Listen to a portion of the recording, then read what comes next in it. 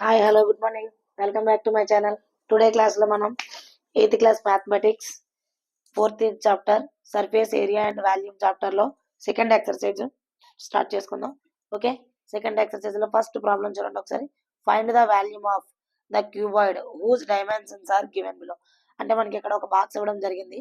ఈ బాక్స్లో మనకు వచ్చేసి లెంత్, బ్రెత్, హైట్, అంటే ఒక క్యూబాయిడ్కి మనకి అవే కావాలి కదా, మెయిన్గా లెంత్, బ్రెత్, హైట్. సో ఈ మూడు అనేది ఇవ్వడం జరిగింది. సో వాటితో మనం ఇప్పుడు ఏం ఫైండ్ అవుట్ చేయాలి అంటే వాల్యూమ్ ఫైండ్ అవుట్ చేయాలి.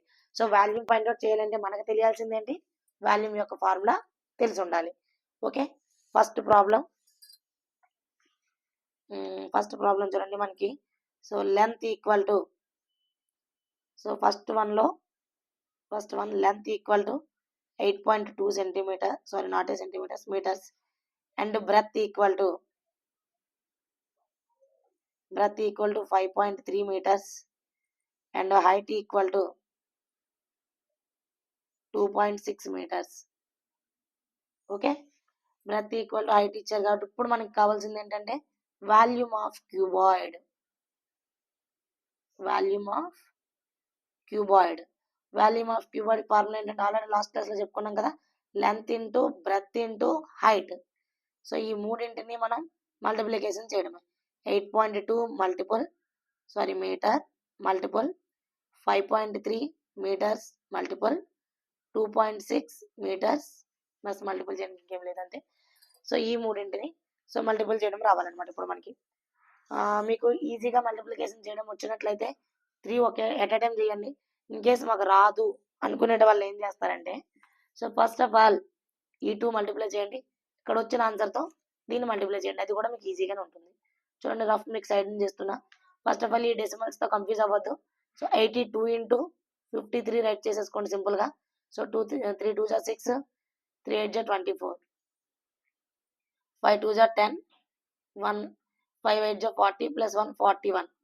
సో 6 4 3 4. ఇప్పుడు డెసిమల్ చూడండి, ఇక్కడ ఒక డెసిమల్ ఉంది, ఇక్కడ ఒక డెసిమల్, అంటే 2 నెంబర్స్ తర్వాత డెసిమల్ పెట్టుకుంటే సరిపోతుంది. 43.46 మల్టిపుల్, ఇప్పుడు దీంతో మల్టిప్లై చేయండి.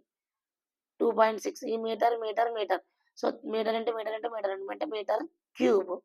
మనకి ఇది కూడా మీరు చేయాల్సిన పని లేదు. యాక్చువల్గా మీకు ఏరియాలో స్క్వేర్ వస్తుంది, పెరిమీటర్లో సింగిల్గా ఉంటుంది, వాల్యూమ్లో మనకి క్యూబ్ వస్తుంది. ఇది ఒకటి మీకు బండ గుర్తుగా పెట్టుకోవచ్చు, అంటే ఐడెంటిఫికేషన్ మార్క్. సో ఇప్పుడు ఈ 2ని మల్టిప్లై చేసినట్లయితే మనకి ఆన్సర్ ఈజీ అయిపోతుంది అనమాట. చూడండి, ఇప్పుడు 43 ఇంటూ దీన్ని 26తో మల్టిప్లై చేయండి. 6 6 36, 3 6 4 24 plus 3 is 27, 6 3 is 18 plus 2 20, 6 4 is 24 plus 2 26. So 2 6 is 12, 2 4 is 8 plus 1 9, 2 3 is 6, 2 4 is 8, 6 9 9 12 1 11. ఇప్పుడు డెసిమల్స్ చూడండి, ఇక్కడ ఆల్రెడీ మనకి 2 నెంబర్స్ తర్వాత డెసిమల్ ఉంది. సో ఇక్కడ 1 అంటే 3 నెంబర్స్ తర్వాత డెసిమల్ పెట్టుకుంటే సరిపోతుంది. So 112.996 metre cube. ఇది మనకి ఫస్ట్ వన్కి ఆన్సర్ అండి. Next second one. సో ఇందులో సెకండ్ ప్రాబ్లం మెజర్మెంట్ చూడండి. లెంత్ సింపుల్గా రాసేస్తున్నాను. L equal to 5.0 meters, B equal to breadth equal to 4.0 meters, H equal to 3.5 meters. Okay, so ఇందులో కూడా same volume of cuboid equal to L into B into H.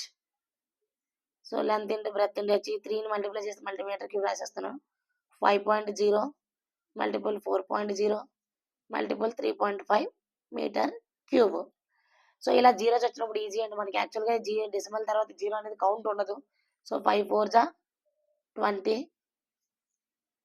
Okay, multiple 3.5 metre cube.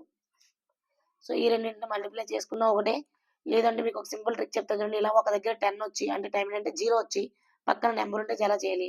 First 0కి 0 right చేసేయండి. ఈ టీతో దీన్ని multiply చేసేస్తే అయిపోతుంది. 2 5 is 10, 2 3 is 6 plus 1 7 metre cube. ఇక్కడ మనకి 1 నెంబర్ తర్వాత డెసిమల్ అంటే 70 మీటర్ క్యూబ్. అంత ఈజీ అయిపోయింది చూడండి. Next third one, length equal to 4.5 meters, breadth equal to 2.0 meters, height equal to 2.5 meters. So volume of cuboid equal to length into breadth into height.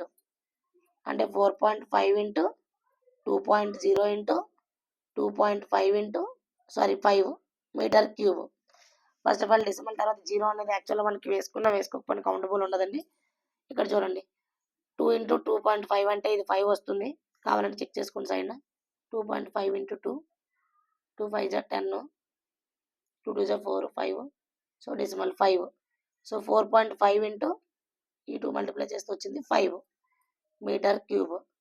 5 5 జా 25, 5 4 జా 20 plus 2 22 decimal metre cube. Okay, ఇది మనకి first problem అండి. Next second problem చెప్పుకుందాం. I hope అందరికి అర్థమైంది అనుకుంటున్నా. Thank you.